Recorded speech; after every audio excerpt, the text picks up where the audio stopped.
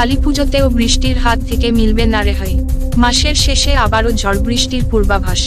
উৎসবের মরশুমে বজ্রবিদ্যুৎ সহ বৃষ্টির পূর্বাভাস গোটা বাংলার একাধিক জেলায়।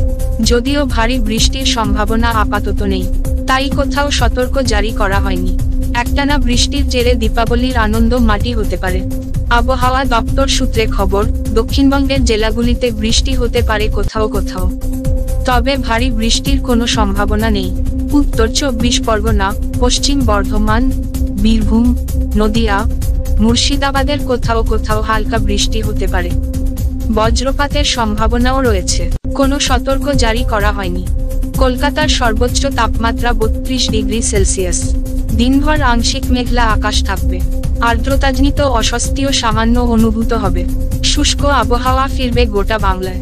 কালীপুজোর দিন কলকাতা, হাওড়া, 24 পরগনা, 2 মেদিনীপুরে বিক্ষিপ্তভাবে হালকা বৃষ্টির সম্ভাবনা রয়েছে, তবে ভারী বৃষ্টির কোনো সম্ভাবনা নেই।